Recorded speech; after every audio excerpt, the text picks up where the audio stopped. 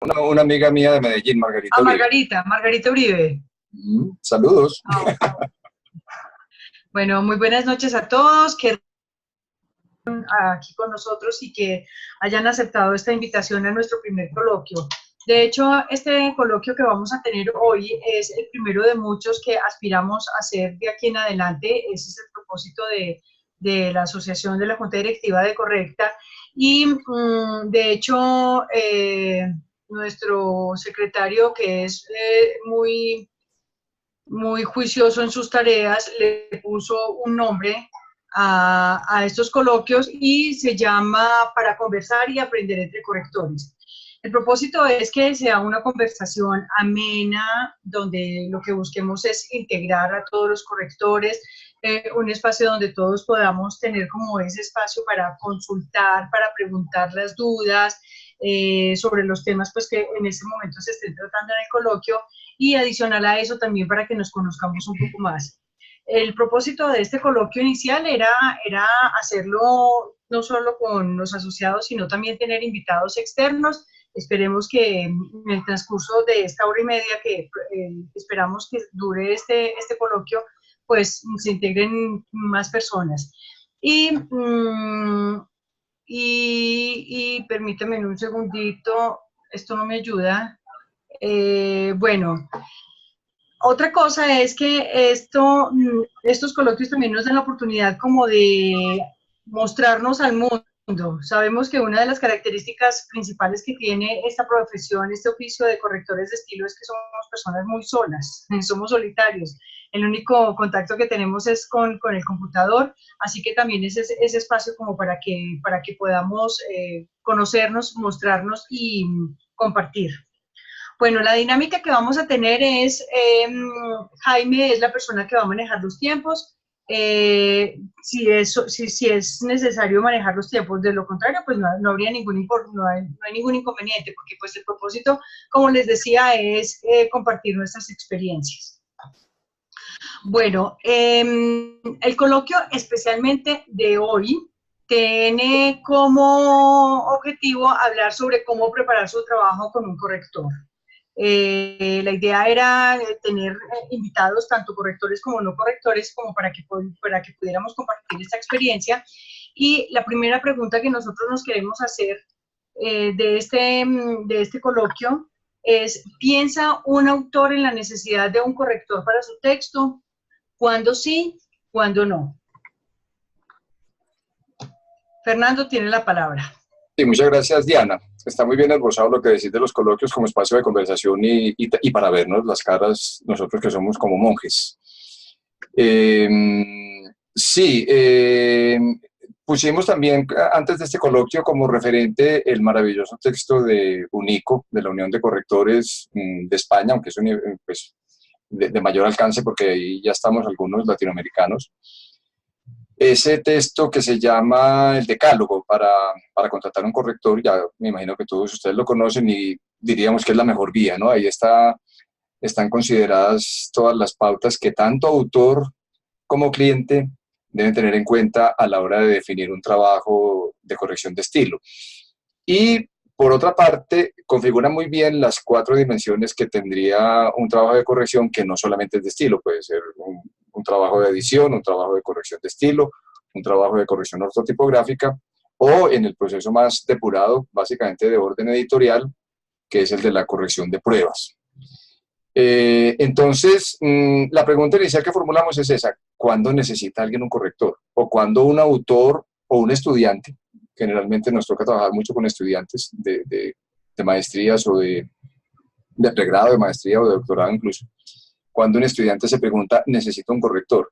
Y ahí yo diría que hay básicamente 2 opciones. Hay un corrector que es necesario, el autor es consciente de que su texto necesita mejoras sustanciales y que le puede confiar ese trabajo a un corrector profesional, o está el corrector obligatorio, que yo pienso que es el caso más infortunado y por donde hay que empezar a trabajar mucho.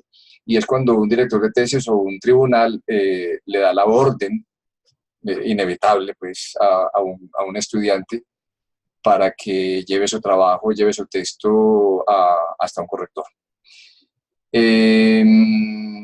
Entonces, ahí empieza la conversación entre cliente y corrector. Porque estamos muy acostumbrados, aquí la mayoría somos correctores, ojalá hubiera más clientes, pero no veo sino correctores y Margarita, una amiga que tiene inquietudes en este terreno profesional también. Preguntan muchos clientes, bueno, ¿cuánto vale la página? Yo pienso que es el caso más común. La gente escribe y dice, necesito un corrector y ¿cuánto vale la página? Y yo les devuelvo la pregunta a ustedes. ¿Ustedes qué hacen frente a esa solicitud? Por ejemplo, esa es la primera situación sobre la que creo que vale la pena conversar entre nosotros. Yo sé lo que hago al respecto, pero interesante escuchar opiniones de ustedes, saber cómo manejan la situación, porque el trabajo de nosotros de pronto se cualifica de un modo diferente, a partir de sus propias experiencias.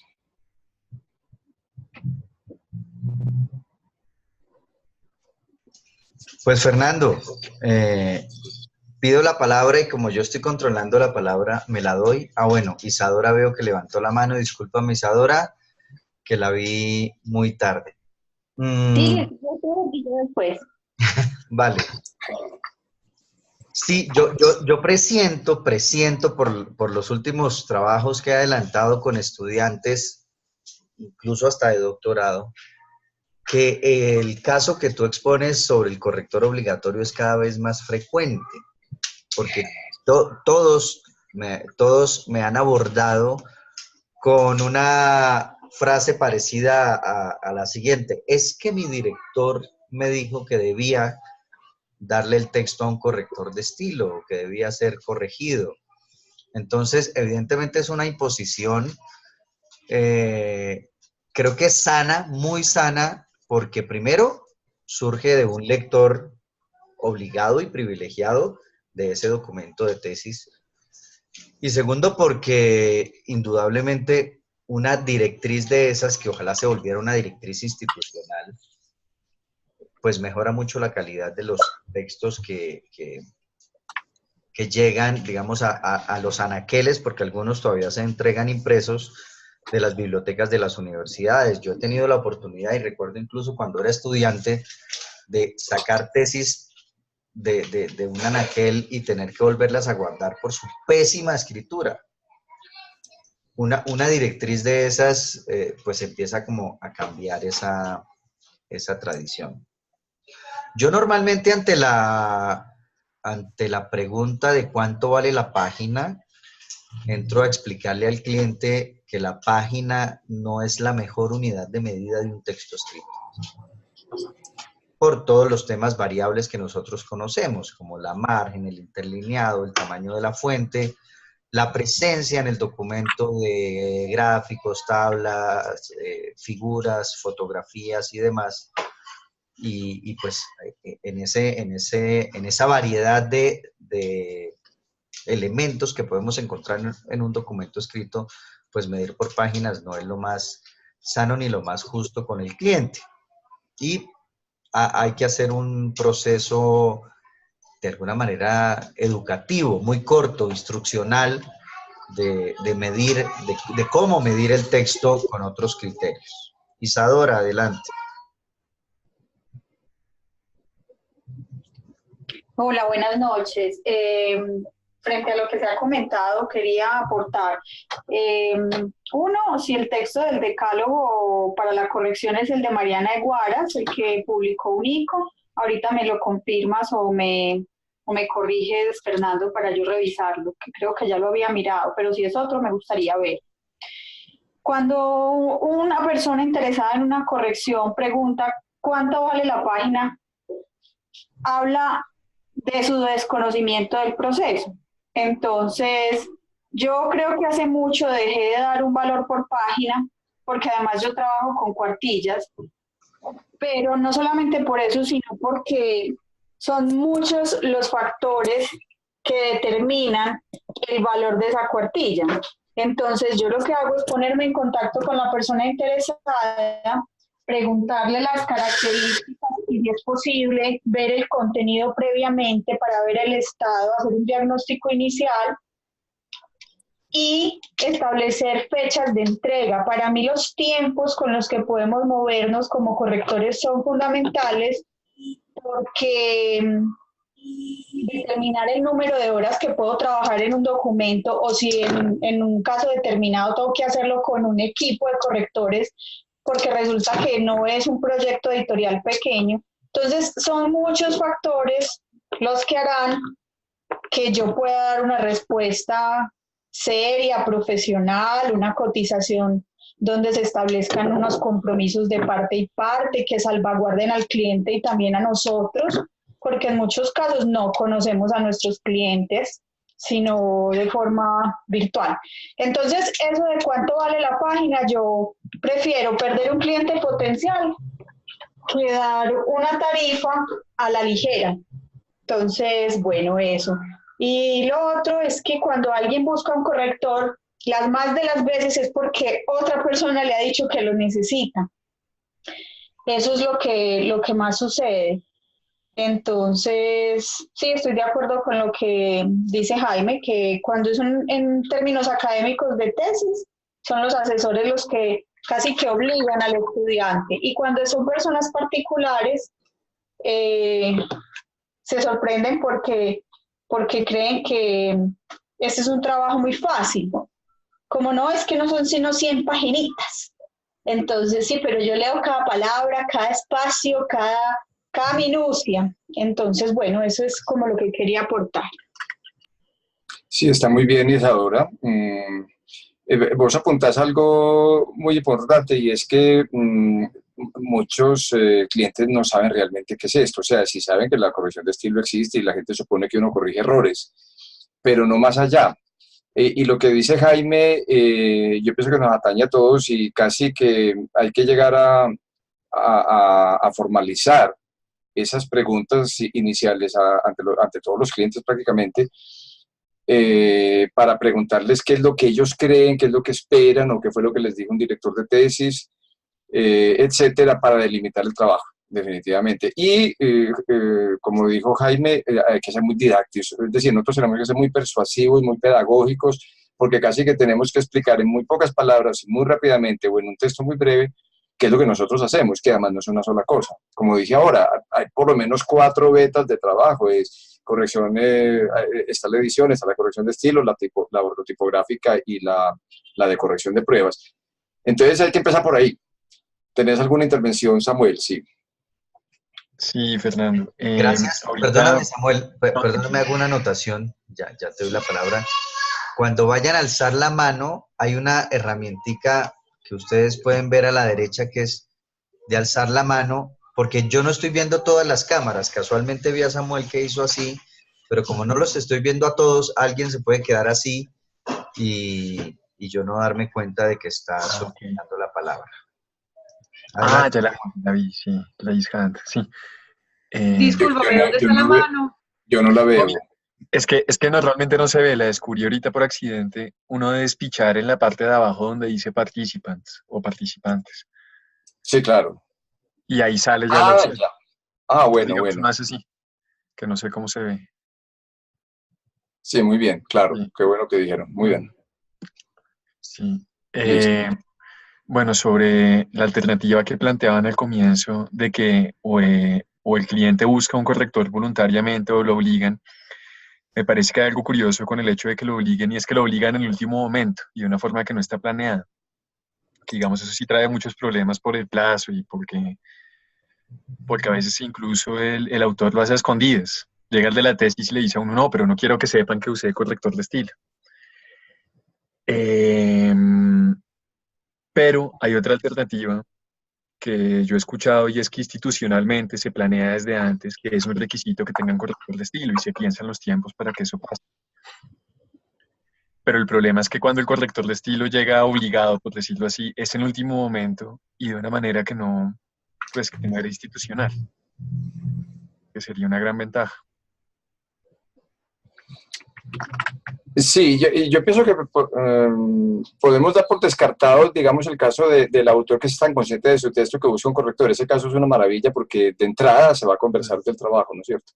Sí, el terreno nuestro es más el que dice Samuel, muchos estudiantes, eso como dice Jaime, lo percibimos cada vez más, hay más estudiantes que los directores cada vez más están mandando a corrección de estilo con sus trabajos. Menos mal, qué bueno, porque además ahí se va garantizando también un terreno de trabajo que es necesario, por supuesto. Volvamos sobre los temas de esa conversación que ustedes sostienen o los mensajes o cómo formalizan. Es interesante que intercambiemos un poco experiencias en ese sentido. Yo, por ejemplo, lo formulo en un correo. Bueno, a veces también hay la posibilidad de conversar.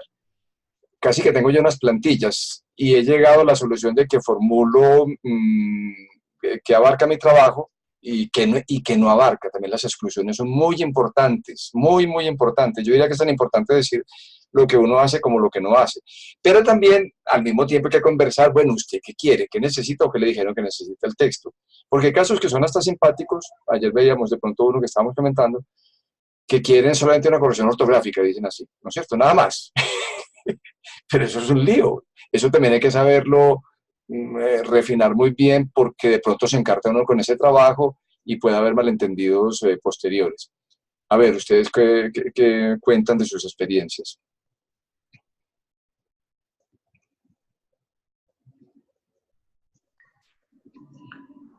Sería bueno que participaran Adelante. otros, no sé, o sea, voy a hacer así como la profesora odiosa. No, Liliana Liliana Plazas, está por alzando ejemplo, la ¿qué mano. opina al respecto? Muy Liliana bien. está alzando la mano. Liliana Plazas.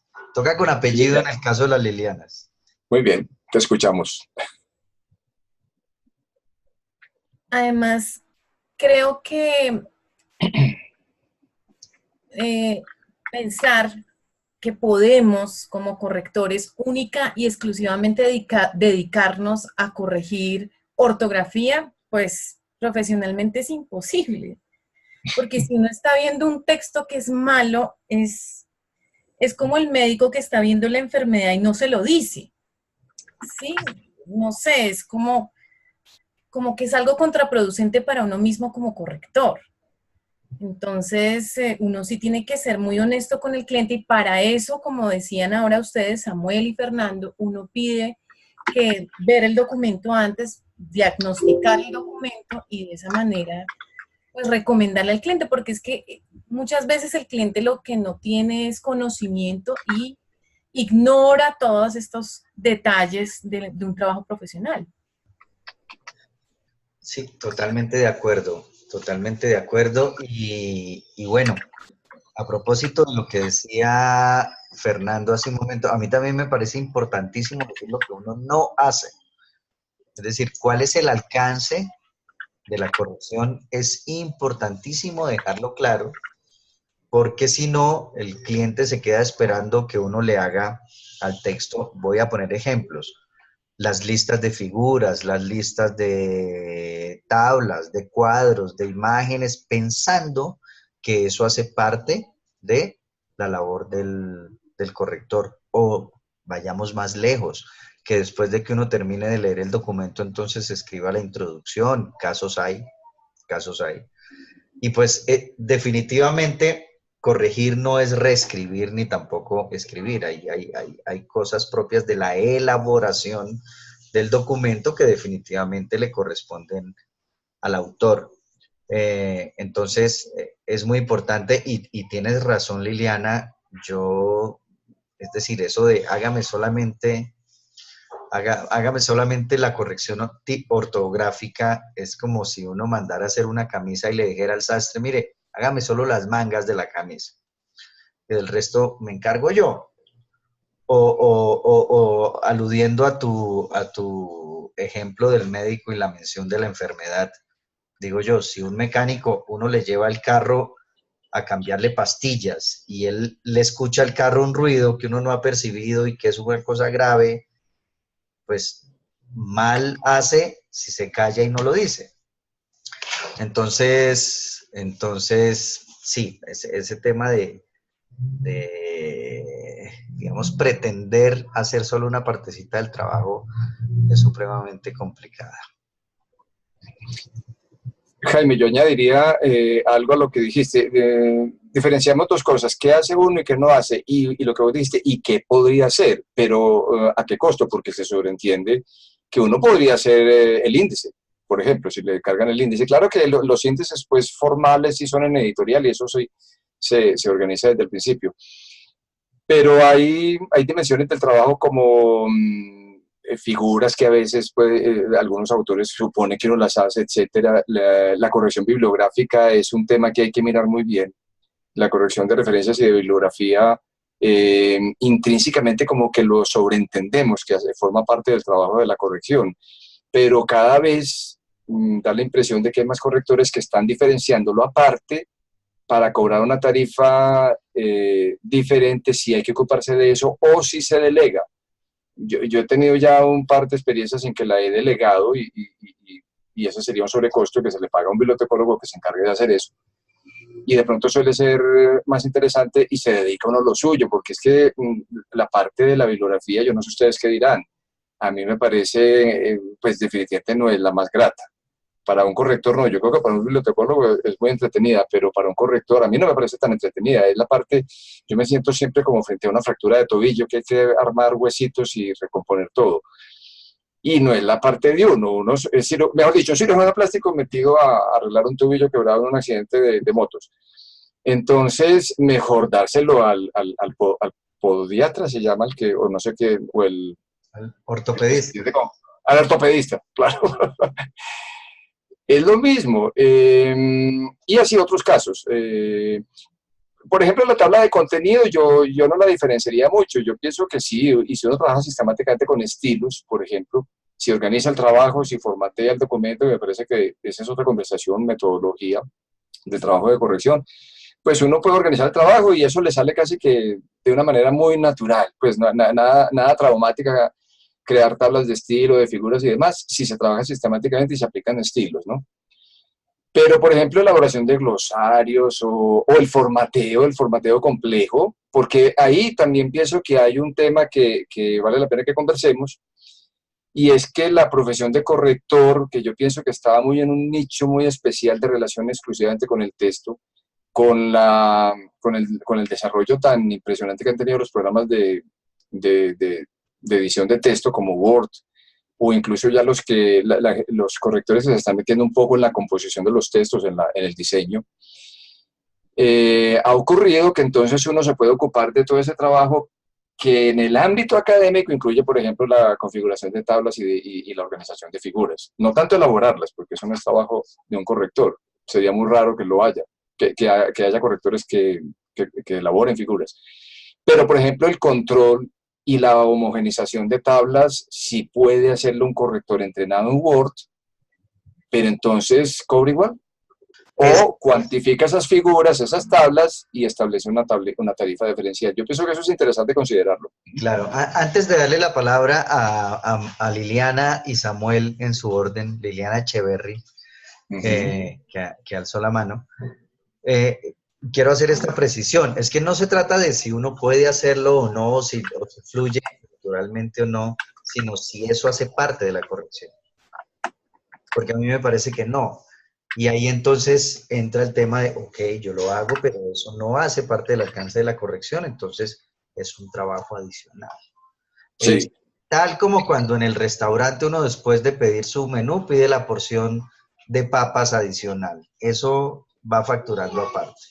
Claro. Y perdónenme por usar ejemplos como tan simples, pero creo que a veces son muy didácticos. Adelante, Liliana Echeverry.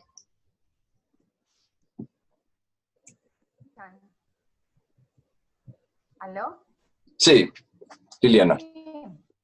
Ok, gracias. Buenas noches. Hola. No, yo quería aportar, pues justo tocaste el tema, Fernando, de la bibliografía.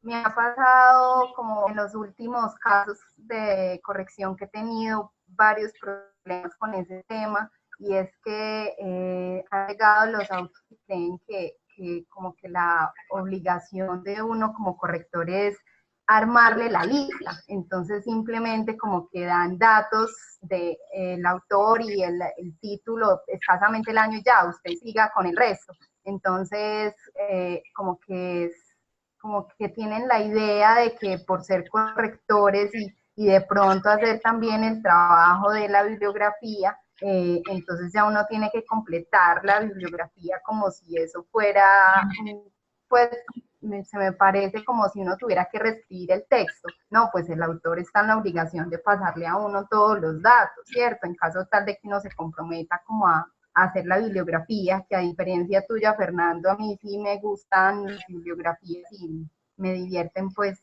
me entretienen, digamos, hacer ese trabajo. Y también he visto muchas dificultades de los autores para citar, entonces eso también se me ha convertido últimamente en un problema porque no se distingue bien la palabra del autor y la palabra que cita, entonces se vuelve más compleja la corrección con respecto a ese tema. Liliana, ¿y vos qué estás haciendo al respecto? ¿Estás advirtiendo eso desde el principio? Por ejemplo, ¿cómo manejas esos retos? ¿Te estás anticipando a que se te presenten malentendidos con los clientes al final porque esperaban que vos, por ejemplo, suplieras los datos que ellos no aportaron en bibliografía? Porque eso es un enredo. ¿Qué has hecho vos?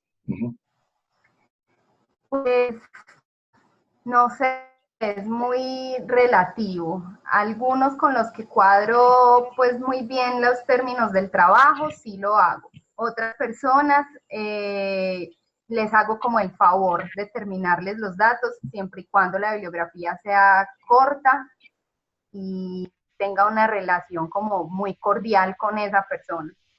Entonces es muy relativo, pero digamos que en vista de que he tenido varias dificultades últimamente con el tema, sí me voy a ver en la obligación como de aclarar.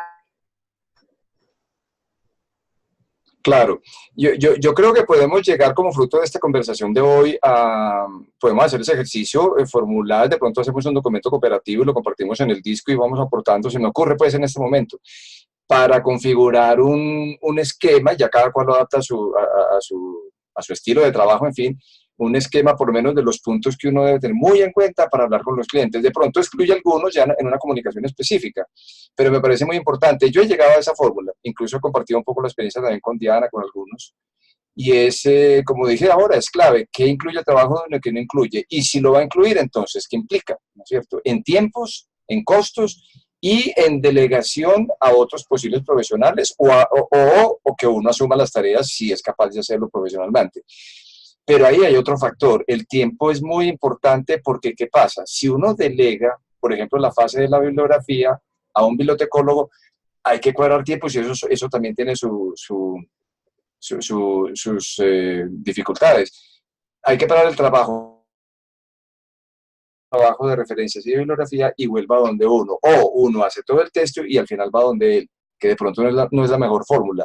No sé si ha habido aquí alguien que haya delegado la bibliografía en un experto y cómo hace con ese ir y venir y cómo maneja tiempos, porque ideal si se pudiera trabajar por separado y después se uniera en un solo documento, pero hasta donde sé eso no es posible, también porque me lo han dicho bibliotecólogos muy profesionales.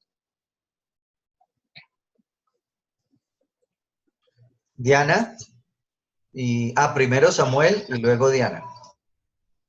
Ajá. Bueno, respecto a lo que contaban de que hay gente que pide solamente corrección ortográfica, que eso no sería tan difícil, en comparación con otra cosa que pasa muy seguido, y es que llegan y piden solo normas APA. No sé si a ustedes les ha pasado. Era solamente esa pregunta y pues es un tema que hace unos días dejé abierto en los foros de Google, pues si lo quieren discutir más adelante. Pero me da curiosidad si les ha pasado sí. y cómo lo manejan. Solo normas APA. No entendí, Samuel, ¿en qué sentido? ¿Solo normas APA? Eso es lo curioso, que uno sabe que normas APA implican muchas cosas. Ya, claro, sí, ya recuerdo. Sí. Y desde el formato del texto hasta las citas, un poco, sí, el manejo de la tipografía, pero cuando alguien pide solo normas APA, normalmente está hablando de la bibliografía y de las citas. Entonces no sé si a ustedes les ha pasado y cómo lo manejan en ese caso. Eso es. Así es. Dianilla, ¿vas a hablar? Creo que Fernando quiere hablar primero. No, en ese caso me parece muy sencillo. Si solamente quieren revisión de referencias y de bibliografía, entonces va para donde el bibliotecólogo, no es trabajo del corrector, a menos que como a Liliana, ¿quién fue? Sí, Liliana fue Liliana que dijo que le gustaba. Eh, Ujú. pero si piden eso, pues yo no me voy a poner a armar el tobillo. Sí, Mejor lo mando donde un bibliotecólogo, si solamente quiere eso o necesita eso. Pues porque además también, como decíamos ahora, es aburrido ponerse a corregir solamente la bibliografía viendo horrores en el texto. No sé. Yo delegaría eso o remitiría a otro especialista, el doctor bibliotecólogo. sí, Ana. Ujú.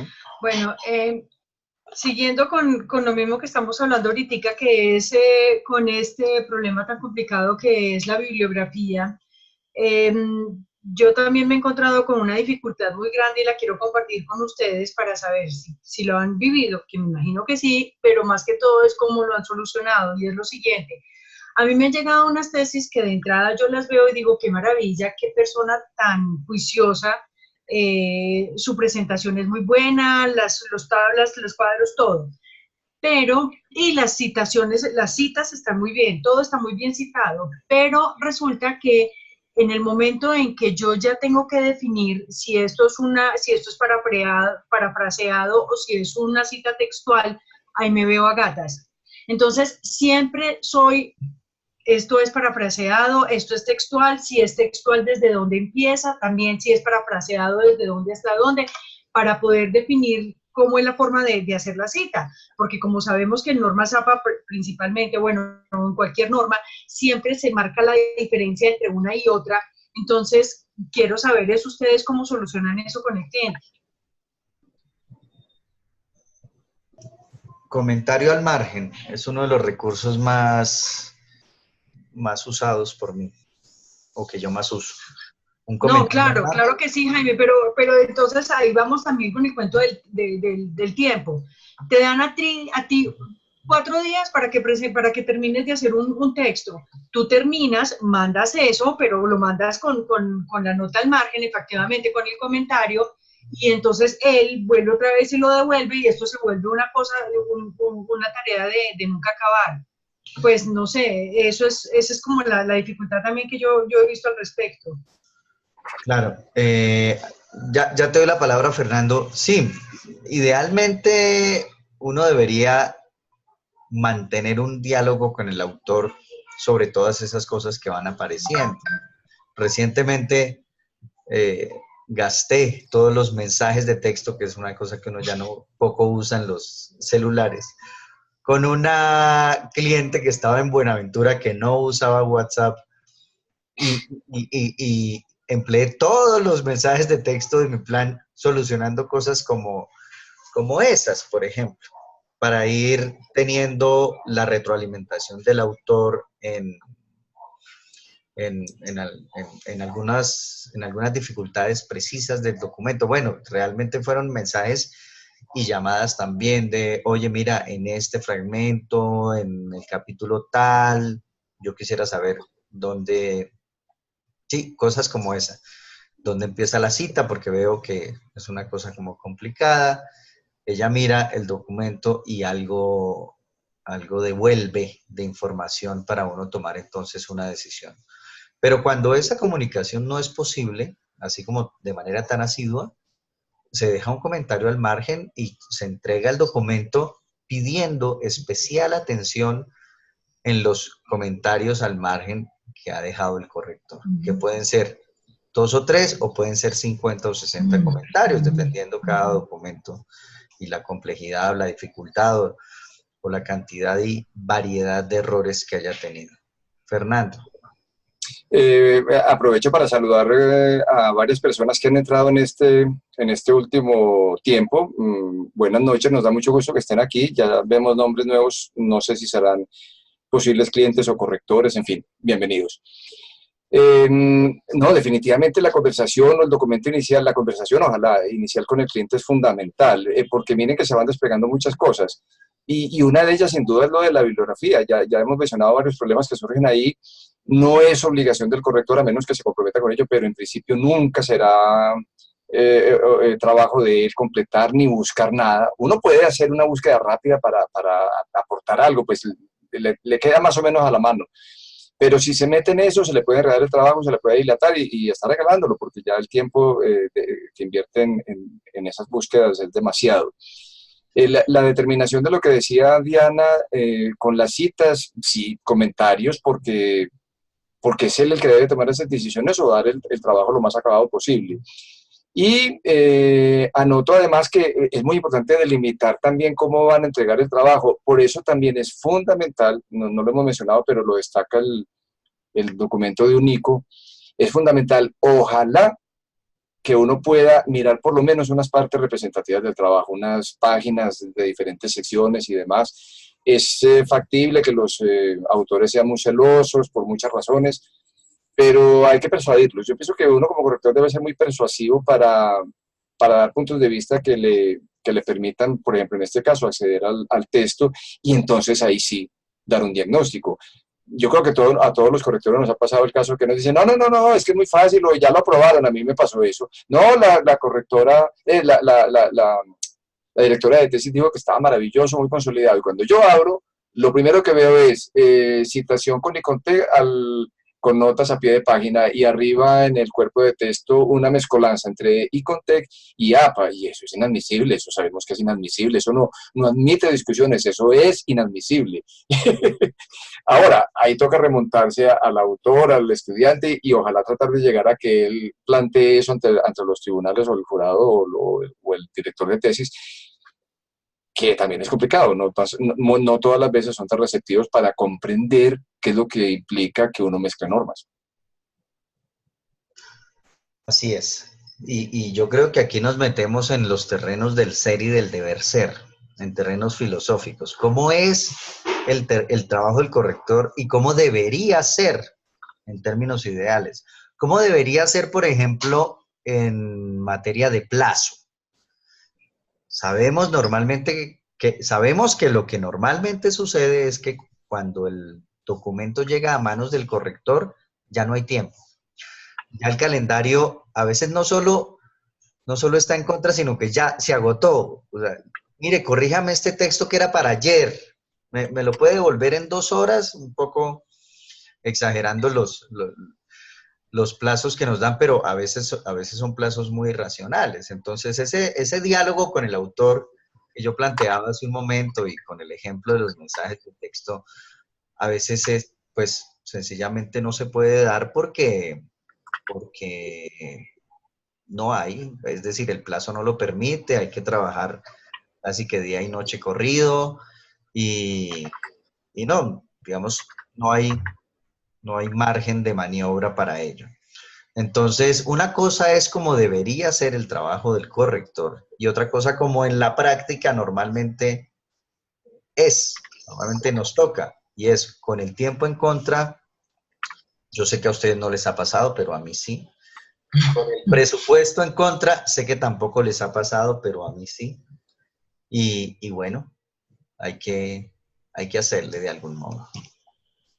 Bueno, yo quiero preguntar, o más bien, invitarlos para que hablemos de otros tipos de trabajos. Ya hemos hablado mucho del académico, que creo que es como el que más nos atañe, pero también hay otros tipos de trabajos como son los trabajos con editoriales, por ejemplo, que es el esquema más formal y de mayor exigencia. Sí, aquí hay personas que han tenido esa experiencia de trabajar con editoriales.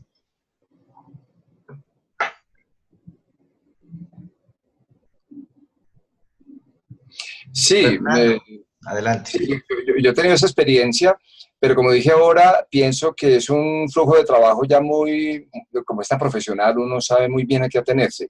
Es más, es una delicia porque uno como corrector se entiende exclusivamente con el texto y entrega texto, uno no tiene que formatear nada. Que entre otras cosas, resalto eso cuando hay que hablar con los autores inexpertos o los estudiantes, en fin,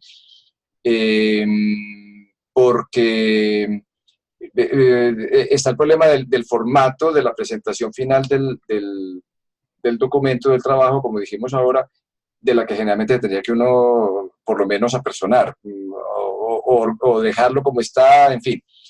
Ha habido casos interesantes que he visto y es que un texto va para una revista y lo presentan completamente diagramado con logotipos, cabezotes y demás, y la gente se esmera demasiado en eso y creen que es que así le va a salir. Hay un desconocimiento muy grande que también uno tiene que entrar a aclarar para que no se creen falsas expectativas y que entienda el autor que uno va a depurar todo eso justamente para entregar casi que texto solamente con jerarquías de títulos destacados según unos estilos. Pero pienso que en el terreno editorial no es tanta la problemática que se presenta dentro de lo que queríamos conversar hoy, básicamente entre relaciones de autores o clientes con autores y con correctores cuando lo buscan a uno, directamente ellos.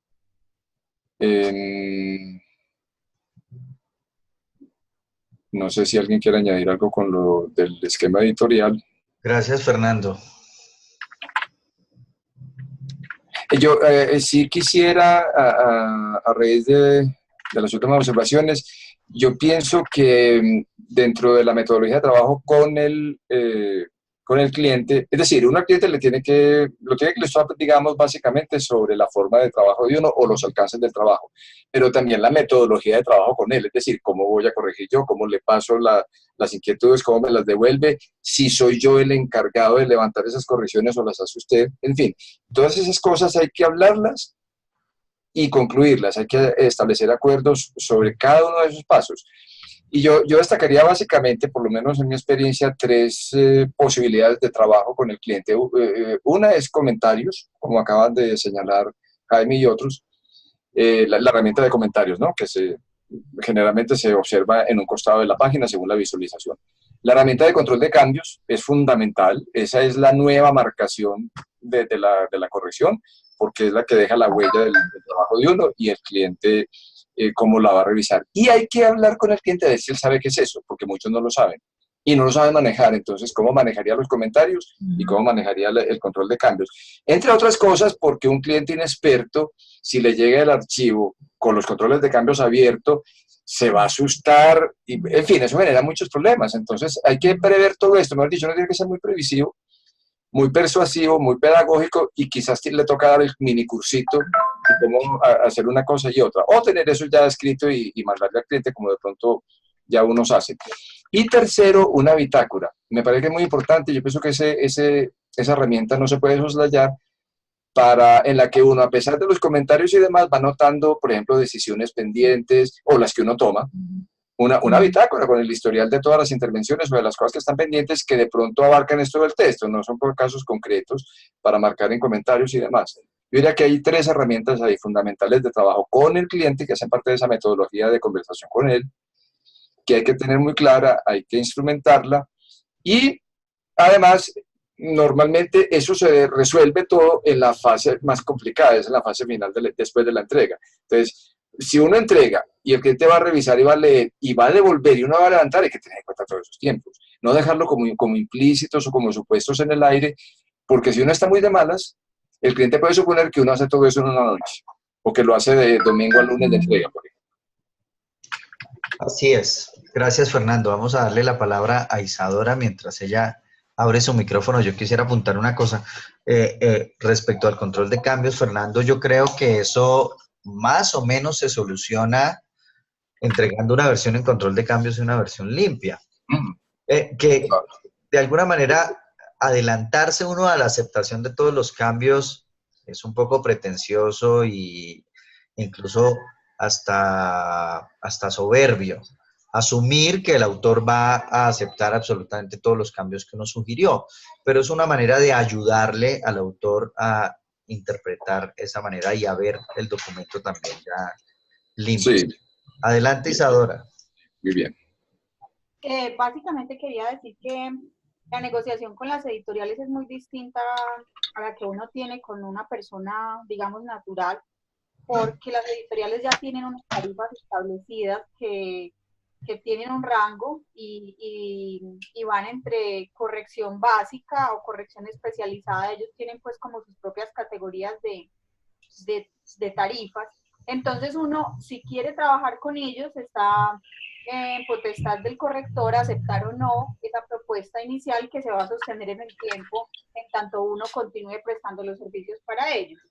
Y el tip, lo que sí uno puede rechazar o aceptar es que uno siempre pregunta, ¿para cuándo requieres la corrección?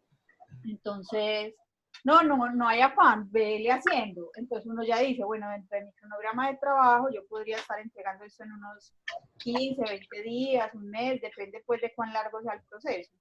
Pero con las editoriales la negociación es muy distinta y a veces también ellos, cada uno tiene su propio manual de estilo que uno se rige con eso. Entonces, como que ellos ya saben uno qué les va a entregar, uno sabe cómo les gusta el trabajo y no hay ese tipo de, no hay necesidad de ese preámbulo de aclaraciones que sí se requiere con una persona que no conoce de qué trata el proceso editorial. Así es, Fernando, adelante. Reitero un poco lo que dije ahora, después de haber saludado a la gente que ha entrado en este último segmento, les reiteramos que los coloquios de Correcta para aprender y para conversar entre correctores, pero también con los clientes, como puede ser este el caso, son un espacio de conversación abierto. No es una exposición, digamos, muy acabada, no estamos desarrollando una especie de conferencia ni de panel muy estructurado, sino de que conversemos, de manera que invitamos a la gente nueva, incluso los que no son de Correcta. Es muy interesante porque vemos nombres que de pronto son nuevos para nosotros, a que formulen con toda tranquilidad sus preguntas. Este es un espacio para eso, por favor, siéntanse cómodos y siéntanse en un espacio de conversación relajada, por favor. Gracias por esas precisiones, Fernando.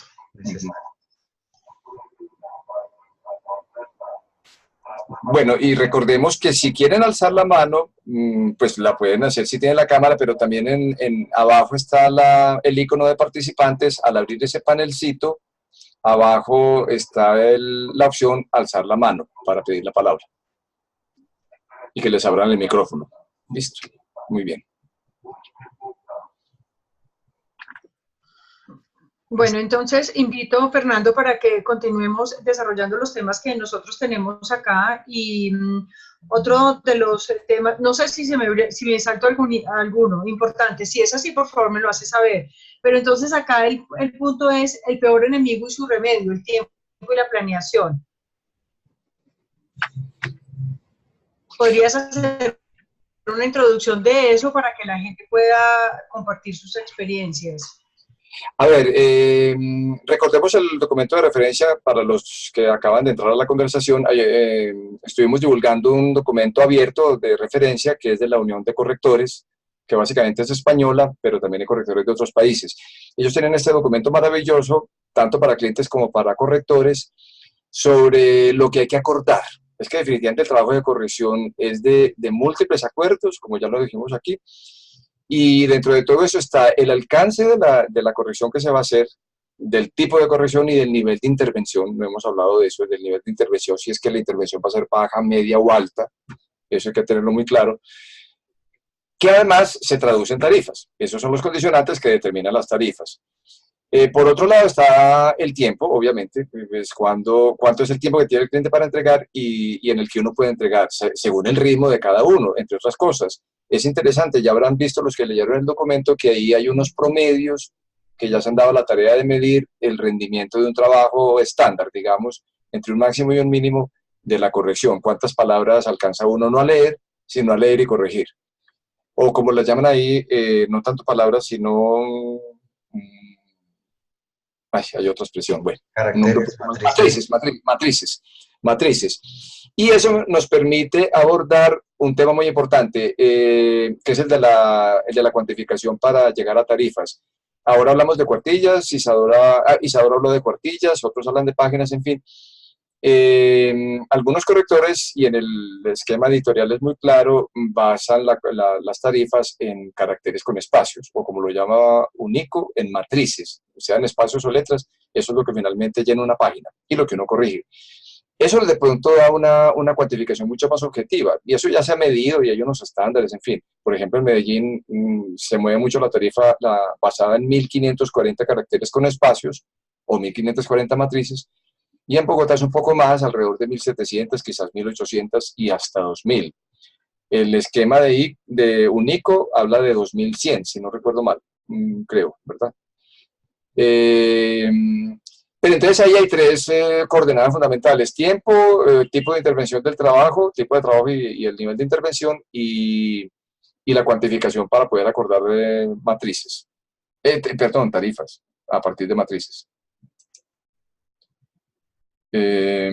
Así es, quiero tomarme la palabra para leer un comentario aquí en el chat de María del Mar Modelo Torres, complementario a lo que estaba planteando Isadora hace un momento, que dice: sobre el trabajo con editoriales quiero agregar que cada editorial tiene sus requisitos y en muchas oportunidades estos desbordan el trabajo ideal, entre comillas, del corrector, por lo menos según lo estipulado por Único. Las editoriales generalmente no preguntan por fechas, ellos tienen sus fechas de entrega, sus tarifas, sus requerimientos, y uno decide si acepta o no. Así es, tal cual. Efectivamente, claro. Que por lo general esas tarifas están muy por debajo de lo que uno como persona natural ofrece para otra persona, un estudiante, o bueno, qué sé yo, un trabajo de tesis o algún otro tipo de trabajo. Sí, ahí se mueven ciertas leyes de la economía, de economías de escala, ¿no? Es decir, yo le entrego quizás más volumen de trabajo, pero trabájeme a menos la cuartilla. Es un poco el acuerdo tácito que existe ahí, o la iniciativa. Dice María del Mar que no necesariamente, que eso depende de la editorial. Quiero leer un comentario también de Cristina, que dice: buenas noches, yo quisiera saber cómo abordar, perdón, estoy en un equipo extraño, no lo conozco, el trabajo con investigadores que no quieren ser corregidos. Me explico, estoy corrigiendo una revista que reúne artículos de investigación en temas varios y algunos autores se han quejado de que les corrijan. Sí, en teoría, la aceptación de los pares indica que sus artículos están perfectos. La pregunta me la planteó esta tarde la editora, y es algo nuevo para mí, así que tengo la duda viva. Bueno, yo quisiera anotar algo al respecto de ese comentario, y es lo siguiente. En las sociedades como la nuestra, la colombiana, en las que se escribe poco, en las que una persona que escribe y que publica es una persona más bien extraña, dentro de las comunidades académicas, no, por supuesto, pero en el amplio espectro de la población, escribir y publicar no es algo común. Entonces, eso hace que a quienes escriben y publican pueda acompañarlos cierta soberbia, y pues la figura del corrector definitivamente no es cómodo. Yo creo que hace parte de la naturaleza humana el hecho de que no nos guste ser corregidos, casi que en ningún aspecto, y pues que le corrijan a uno la escritura no deja de ser incómoda. Yo creo que no deja de ser incómodo. La figura del corrector yo creo que es una figura incómoda para los autores, porque es que una persona normalmente desconocida venga a decirme a mí que yo escribo y he publicado y escribo hace mucho y tengo tales y cuales títulos, que mis escritos están mal, o que por qué no lo hice así o asá.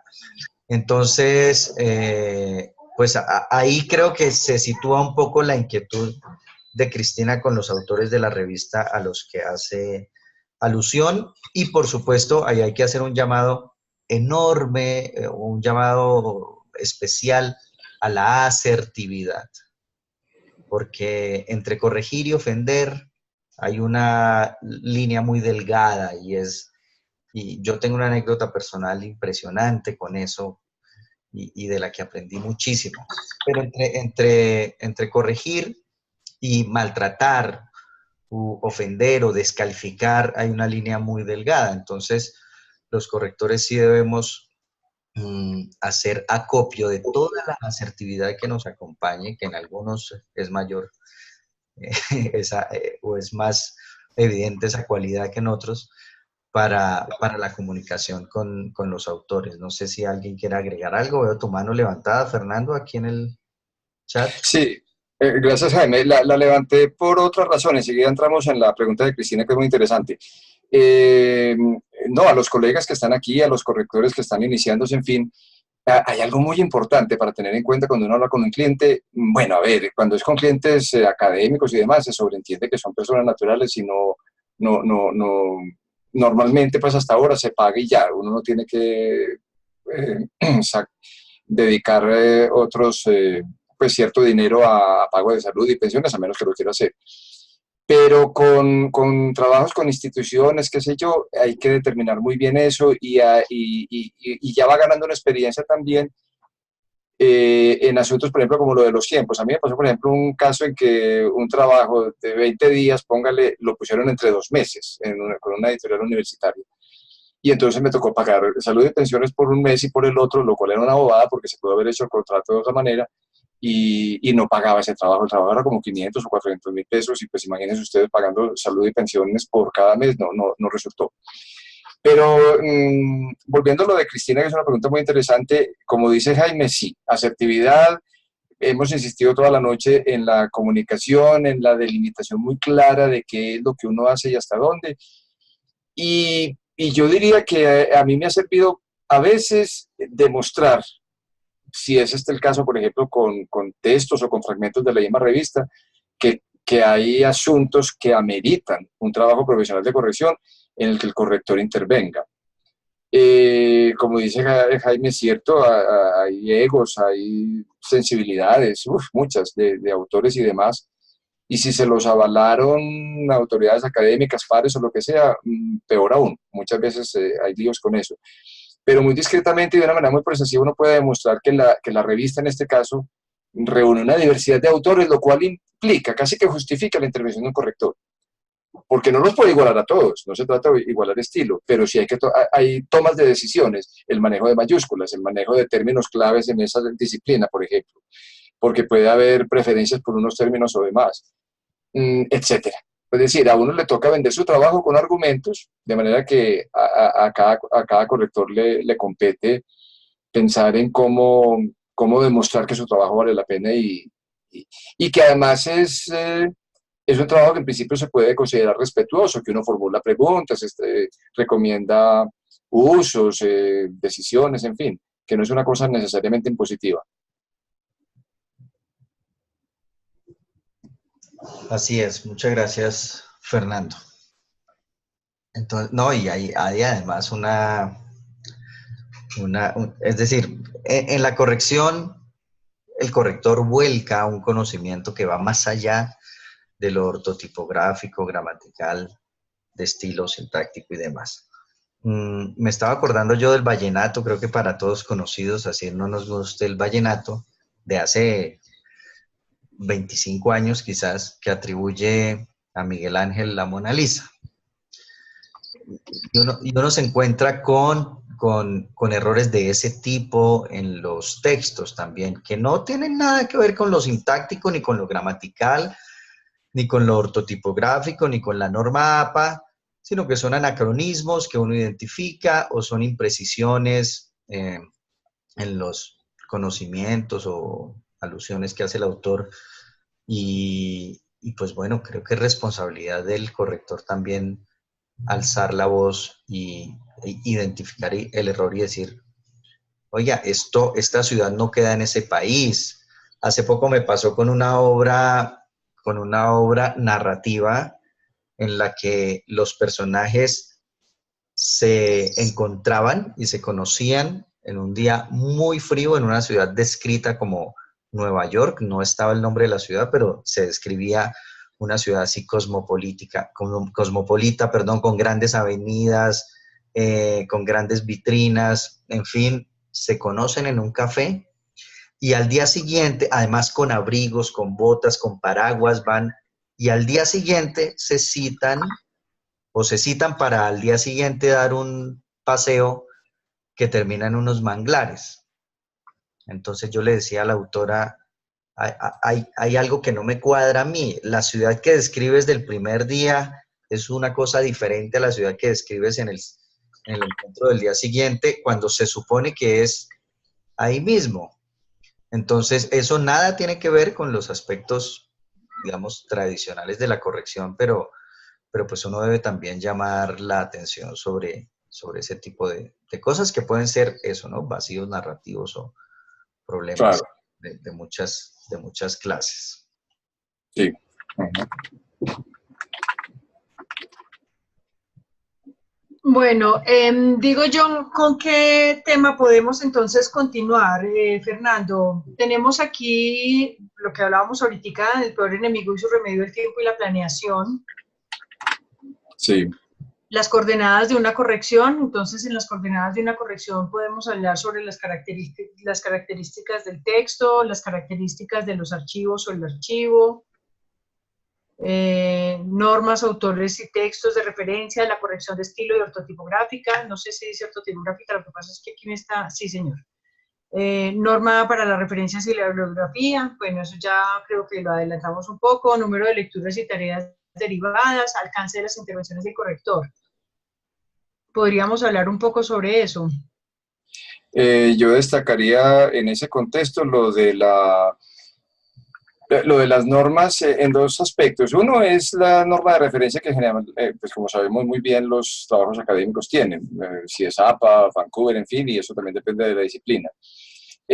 Aún así, me parece fundamental manifestar algo que ya hemos discutido en el seno de la Asociación de Correctores, y es que pues hay que hacerle mucha claridad a los clientes sobre el alcance de una norma. Es que las normas a veces se toman como si fueran las tablas de la ley, una cosa muy curiosa, y con mayor razón muchos directores de tesis las asumen de esa misma manera. La misma APA, este es un tema sobre el que ya hemos hablado mucho también, pero ahora que tenemos un público aquí diverso, vale la pena expresarlo. La misma APA no es que sea estrictamente una norma monolítica que hay que cumplir a la rajatabla, sino que es un manual de publicaciones de la Asociación Estadounidense de Psicología y da unas directrices. Incluso yo he destacado varias veces que en la misma presentación, en las preliminares de ese manual, se dice que hay que tener cierta flexibilidad y que cada cual puede adaptar algunos criterios. Eso sí, hay un criterio que rige todo buen trabajo de corrección de estilo. ¿Cuál? Unidad. Es decir, uno puede incluso con cierta licencia apartarse por alguna razón del uso que prescribe un manual o una norma, desde que tenga razones válidas para sustentar ese uso y desde que lo aplique, ahí sí a rajatabla, ese sí que sea de una manera uniforme. Por ejemplo, de cierta manera, el manual de la APA, por influencia del inglés, hay unos puntos en donde dice que cuando habla de varios autores, se utiliza el et en lugar de la conjunción i, o sea, la i griega. Yo disiento de eso y aplico y pongo la i como defienden los ortógrafos en español, porque vamos a poner la et que no es del español, no es ni siquiera del alfabeto, y que se ve extraña. Uno está más acostumbrado a verla en marcas comerciales provenientes de ámbitos anglosajones, pero no en español. Entonces eso, por ejemplo, es de las cosas que uno puede intervenir. Pero es muy gracioso porque hay autores, hay profesores, hay directores de tesis que se escandalizan y arman todo un lío porque eso no se sigue así estrictamente. Y tampoco. O hay discusiones bizantinas, diría yo, que si los márgenes, que si el tamaño del papel, que si A4, que si carta. Por razones prácticas en Colombia se mueve el tamaño carta, hay que trabajar con ese. Si alguien dice que es con A4, pues bueno, si consigue el papel, que es muy difícil de conseguir. A veces las discusiones alrededor de la aplicación de una norma se vuelven muy bizantinas, como acabo de decir. Y descuidamos problemas fundamentales que tiene la bibliografía, que tiene el sistema de referencias y de bibliografía, por ejemplo. Entonces, ahí hay dos caras de la misma moneda, lo que tiene que ver con normas. Y lo otro, porque hay un tercer aspecto, es que uno puede expresar que garantiza o que apoya su trabajo con apego a normas académicas suficientemente acreditadas. Por ejemplo, la ortografía de la Real Academia. Y en la ortografía de la Real Academia, o en autores tan consistentes como José Martínez de Sousa, uno puede aplicar un criterio de uso de las mayúsculas y las minúsculas muy depurado, muy claro, que no dé lugar a mayores discusiones. Pero es que a veces entra uno en discusiones con los clientes sobre el uso de mayúsculas que me parecen exasperantes. Entonces es bueno desde el principio decir, vea, yo me pego y puedo demostrar sustentación teórica y académica, sobre todo académica, sobre la forma en que yo corrijo y lo que aplico. Pero además hay que tener otra cosa muy en cuenta, que lo dice el documento de UNICO, y es que el corrector no tiene que estar dando cuenta de todo lo que hace. Pues si hay un caso muy conflictivo, uno lo aclara y se sustentan normas y debe ser capaz de demostrarlas. Me parece muy importante. Pero no desgastarse, por ejemplo, poniendo en comentarios todas las justificaciones de que cambió las tildes, de que hizo esto, de que unificó este criterio. Hay casos en que sí hay que preguntar. Bueno, nos vamos, si es un texto médico, vamos a hablar de síndrome o de síndrome, para unificarlo, por ejemplo, ¿no? Vamos a escribir triaje con G o con J.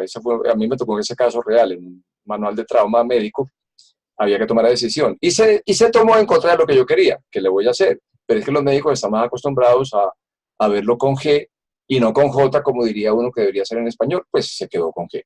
Ese tipo de cosas, sí. Muy bien. Así es. Quiero leer un par de comentarios aquí de lo que estábamos discutiendo hace un momento. Cristina nos deja este comentario. Mil gracias por sus reflexiones y aportes. La editora está plenamente consciente de la necesidad de la corrección, no así algunos autores que se han quejado de la corrección. Yo también creo que es un asunto de egos.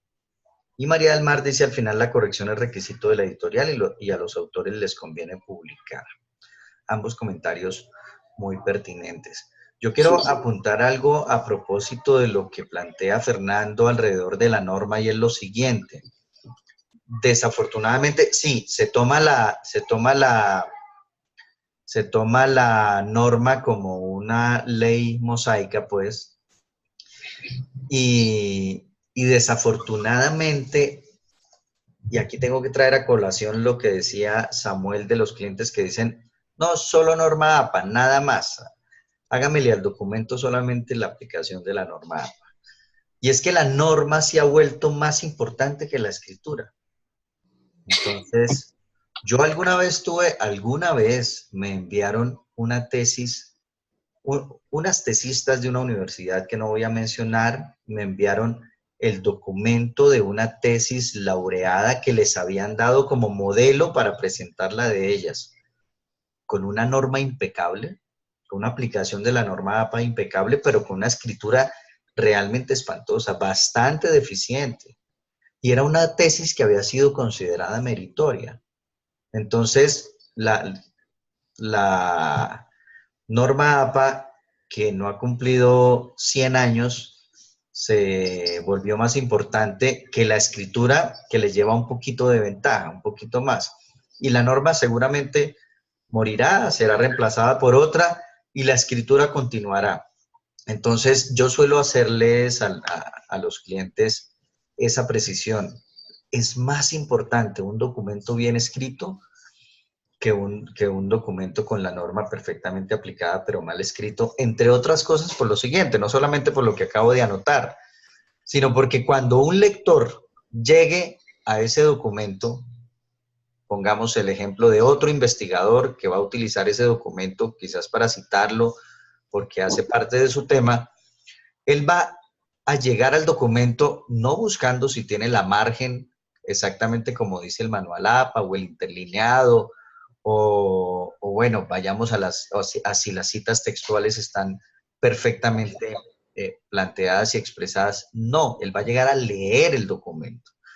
Y como lector, pues espera que la lectura sea un proceso agradable y que el documento le entregue un texto fácil de leer y sin errores o con los mínimos posibles. Entonces pues ahí viene la importancia de considerar por encima la buena escritura y por debajo la norma en una segunda instancia, o es mi criterio personal, no sé si aquí alguien de pronto difiera de eso. Bueno, yo quiero hacer una observación y es la siguiente. Faltan 10 minutos para que se acabe este coloquio. Entonces, en estos 10 minutos, no sé si alguien, bueno, primero me invitaría a Fernando para que haga como, si quiere, una síntesis de todo lo que se ha hablado acá durante esta hora, para que quede ya como reforzados esta información que se dio durante este coloquio. Lo primero. Lo segundo es si algunos de los asistentes en este momento quieren aprovechar estos 10 minutos para hacerles las preguntas que quieran hacer, porque el objetivo es cumplir con los horarios. Hemos hablado de que iba a durar o que el coloquio tiene una duración de 1 hora y media y lo queremos cumplir porque de esa manera esperamos que en los próximos coloquios las mismas personas que están acá y un poco más nos estén acompañando y que esto se nos vuelva como un espacio permanente con cierta periodicidad, pero que sea un espacio donde nosotros nos podamos reunir y que sepamos que efectivamente son horarios que somos respetuosos y que las cumplimos como dijimos inicialmente. Entonces, quiero ya rematar con lo que yo anoté acá, que personalmente me parecieron unas muy buenas observaciones, y es lo que decía Fernando sobre la importancia de definir los términos del trabajo, y que en esos términos de trabajo no es solamente decir qué es lo que hace el corrector, sino también decir qué no hace el corrector. Hablar no, sí tengo otras cosas, pero se me olvidó anotarlas. La memoria mía es un poquito negada, así que todo lo que anote está perfecto, lo que no queda anotado, pues ya se olvida en este momento. No sé si alguien más quiere resaltar alguna de las observaciones o de los datos o de los puntos que se hablaron durante el coloquio acá. Dianilla, mientras le damos campo a la memoria, que a veces requiere de algunos minutos para salir a la escena, nos está escribiendo Mario Abril. Recordarás, Diana, que él nos había escrito por Facebook. Dice: saludos, somos una firma ecuatoriana de corrección visitando Medellín durante el mes de marzo, o sea que tenemos presencia internacional de algún modo, así estén en Medellín. Y bueno, se les da, algunos de los asistentes les dan la bienvenida al país. Y Mario pregunta: ¿realiza la asociación una difusión en asociaciones, gremios e inclusive en la academia sobre la inmensa importancia de la corrección de tesis y libros por muchas razones, entre ellas la reputación del autor? Yo creo, Mario, que nosotros, digamos, en la presencia que hacemos en redes sociales, a través de la cual casualmente nos encontraste, o de una de ellas, de Facebook, lo que hacemos es precisamente estar como posicionando el oficio de la corrección y la importancia de la corrección en los textos escritos. Aquí hemos situado la conversación muy alrededor de la tesis de grado, las universidades, la APA 6, con alguna mención puntual a las editoriales, pero pues no son los únicos escenarios en donde la corrección tiene lugar, tiene cabida y tiene importancia. No la conozco personalmente, pero sé, por ejemplo, por referencia de una persona que le corrige los tweets a una persona de un alto cargo, de un muy alto cargo militar en Colombia. Él se los envía por WhatsApp, ella se los devuelve corregidos y él entonces los pone en Twitter. Ese es un escenario interesante, digamos un nuevo espacio para la corrección. Podríamos llamarle microcorrección. Finalmente eso no pasa de los 280 caracteres casi nunca. Entonces, mira que aparecen escenarios también con las nuevas tecnologías, los nuevos dispositivos, los nuevos espacios, escenarios antes impensados o impensables para la corrección. Así que, de alguna manera, nuestra presencia en redes tiene que ver con eso. No lo hacemos de manera tan formal como lo planteas en tu pregunta, pero pues ahí va el mensaje un poco de manera subliminal, encubierta, subrepticia a toda la sociedad que nos sigue, nos escucha y nos lee. Adelante. Yo aprovecho para repetirle a Mario que sí, que tenemos que coordinar para saludarlo cuando esté en Medellín, ya estará, ya luego hablamos de eso, bienvenido. Hay un detalle que de pronto no abordamos y que me parece también muy importante. Por favor, acordémonos cuando establezcamos todos los acuerdos con los clientes de insistirle en que entregue el texto acabado. empezar a corregir un texto en proceso es la peor de las pesadillas. Mejor dicho, eso ni cobrando el quíntuple se compensa. Y yo sé que muchas veces dicen, no, yo te entrego el capítulo 1 y después el 2, eso no tiene nada que ver. Mentiras.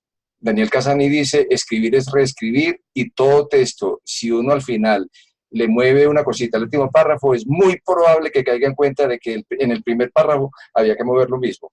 Entonces, lo olvidamos, no sé por qué se nos quedó, pero es uno de los puntos más importantes para evitar dolores de cabeza y malentendidos en esa relación, que debe ser lo más cordial posible entre clientes y correctores. Fernando, pero eso tiene una variante. Es una variante que va en el sentido contrario. Es decir, porque en el caso sobre todo de las tesis de grado, los cronogramas que ya se agotan, en fin, mire, yo le mando el primer capítulo hoy y el segundo capítulo se lo mando mañana y el tercero pasado mañana. Muy, muy común o usual, pues, el caso. Y el otro es, ¿por qué no me va entregando la corrección? ¿Por qué no me la va entregando y para yo ir revisando los comentarios que usted me deja, los cambios? Entonces, lo mismo, entrégueme el primer capítulo cuando lo termine y luego me entrega el segundo, y eso siempre es para problemas. Sí. Es muy difícil que eso no termine enredado, porque luego unificar el documento o unificar pues los cambios que se habían hecho, sí, es muy complicado, es muy complicado desde todo punto de vista. Yo generalmente me resisto a ambas cosas, a recibir el texto por retazos, por pedazos, es decir, un texto que no se ha escrito completamente, y también a entregarlo por partes. Lo que le suelo decir a la gente es, yo le puedo enviar un avance como para que usted vea cuál es el trabajo que se le está haciendo al texto, sobre todo cuando son textos muy largos. Hace poco duré con una novela 3 meses, por ejemplo. Entonces, lo que hice yo fue enviarle a la autora, un poco para su tranquilidad, PDF en control de cambios para que ella viera cuál es la intervención que se le está haciendo al texto. Pero no Word, porque Word entonces da lugar a confusiones, a que ella haga cambios ahí y después reciba una segunda versión del texto y se le olvide que había hecho cambios en el primer documento, entonces no se fueron al segundo. En fin, de cualquier manera, eso es lo que se llamaría en un lenguaje políticamente correcto, malas prácticas. Sí. Al máximo. Definitivamente, Jaime, con eso conecto con lo que decía ahora Diana, para redondear un poco el sentido de todo el coloquio de hoy. Es que definitivamente hay que establecer una conversación muy clara, muy cordial, muy persuasiva, muy pedagógica con el cliente, llegar a unos acuerdos, pero aunque sea conversado, después de la conversación escribirlo. Entonces, de acuerdo con lo conversado con usted, el trabajo abarcará esto, excluirá esto, en fin, para prever todos los posibles malentendidos que puedan surgir ahí, eso es clave. Evitar las sorpresas, y aquí tenía anotado algo más. Bueno, y obviamente que entendemos todos que el trabajo del corrector es discreto, tiene que garantizar la confidencialidad en el manejo de la información que pasa por sus ojos, y conviene por el hecho de comunicar también tranquilidad y alto nivel profesional con los clientes, escribir eso ahí, dentro de las condiciones del trabajo, dentro de lo que excluye o abarque y demás, también el compromiso que uno asume al aceptar ese tipo de trabajos. Claro que sí, la confidencialidad es importantísima. Mario Abril escribe, gracias Fernando y a todos por sus saludos, estamos ya en Medellín, será un gusto conversar. Muy bien. Pues Mario, buena parte de la presencia de Correcta en Colombia está en Medellín y su zona de influencia o metropolitana. Así que, si quieres, nos dejas tus datos, por ejemplo, por Facebook, y nosotros se los hacemos saber a nuestros socios de allá por si se da. No, él ya los dejó, ¿Sí? Jaime, y ya los tiene Silvio, y ya los tiene Fernando. Perfecto. Bueno, perfecto. Entonces, ojalá se pueda dar el cafecito o algo por el estilo para que... Claro que sí, muy bien, perfecto, muy bien. Conversar. sin que esto signifique compromiso de ninguna de las partes, por supuesto, porque eso depende de agendas, tiempos, Muy bien. lugares y demás. ¿Nos acercamos o 8:30. llegamos al final? Son las 8:30 de la noche y bueno, queremos dar las gracias a todos los que se hicieron aquí presentes. Somos 15 participantes en este momento. Esto fue increciendo. Empezamos 11, creo, y terminamos 15. Eso está muy bien. Preocupante habría sido que empezáramos 11 y termináramos 5 o 6, pero no terminamos más de los que somos. Entonces, muchas gracias a todos. Esta reunión, este coloquio de Correcta está siendo grabado y ese archivo lo subiremos muy pronto a nuestro canal de YouTube y seguramente haremos mención de eso en nuestras redes sociales para que si lo quieren consultar, volver a escuchar, compartir y demás, pues tengan esa posibilidad. Entonces, muchas gracias a todos. No sé si Dianilla quiera decir algo, Fernando, ¿sí?